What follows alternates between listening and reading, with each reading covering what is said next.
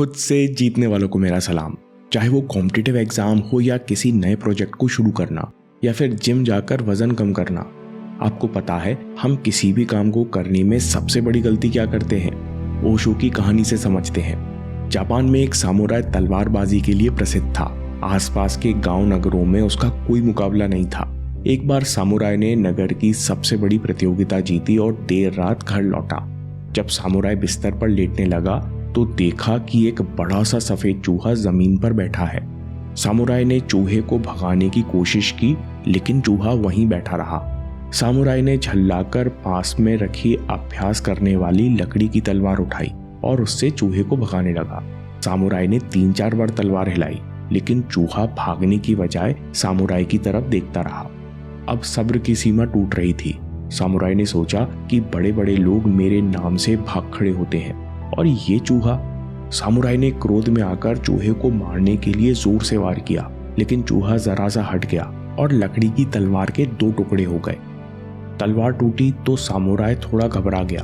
आज तक कभी ऐसा नहीं हुआ कि मेरा वार चूका हो। सामुराई ने कटाना म्यान से निकाली, लेकिन अब उसके मन में अजीब सा डर था।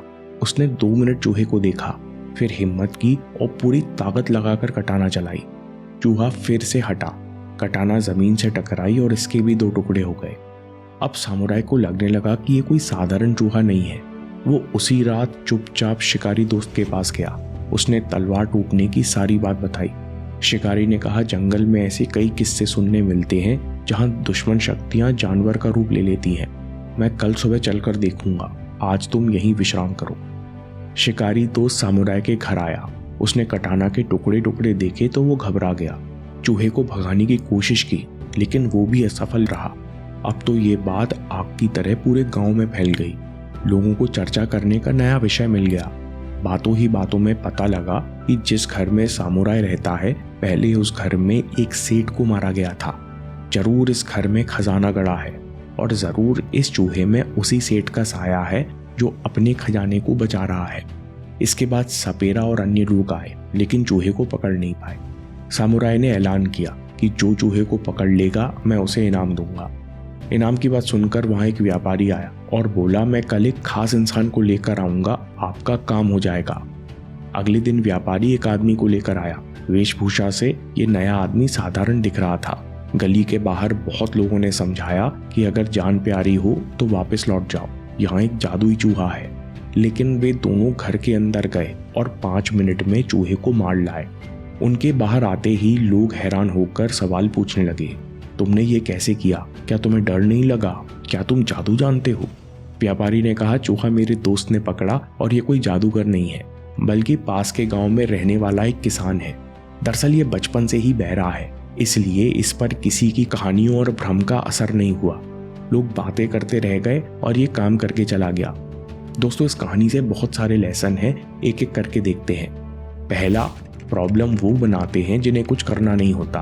गांव वालों को और शिकारी को कभी से मदद करने में रुचि थी ही नहीं, इसलिए उन्होंने चूहे को भूत बना दिया। उसी तरह कोर्स बहुत सारा है, कोर्स बदल गया है, पैटर्न बदल गया है, डेट सही नहीं है, अब क्या होगा? कई स्टूडेंट्स और लोग इस तरह की बेकार की अटकलों में अपना समय लगाते हैं क्योंकि वो अंदर ही अंदर एग्जाम से डरते हैं।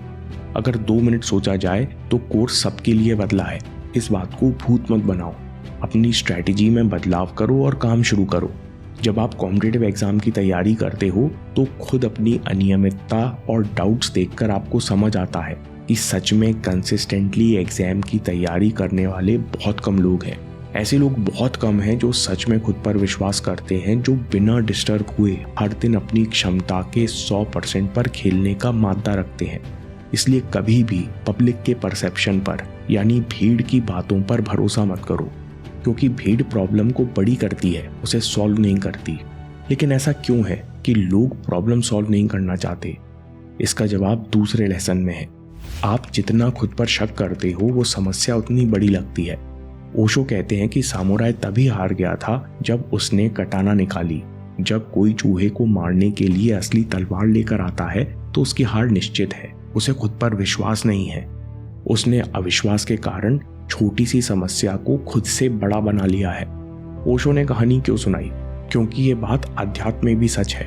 ध्यान करना, अपनी सांस को देखना, अपने मन को शांत करना बहुत सहज अवस्था है जो हर जगह हर समय उपलब्ध है, लेकिन लोग करते नहीं, केवल बात करते हैं। एक चूहे को जादुई बनाते हैं कि मन बहुत परेशान करता है, मन से बहुत दुखी है, ओवर थिंकिंग से बाहर कैसे निकले।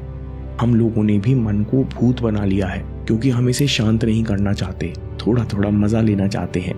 इसलिए ओशो कहते हैं कि जो करना चाहता है वो खुद पर विश्वास करता है और कर जाता है। तीसरा लेसन है problem is solution in progress. Osho कहते हैं कि अगर भीतर कोई डर नहीं है, घबराहट नहीं है, तो इंसान विश्वास के साथ काम करता है और सफल भी हो जाता है।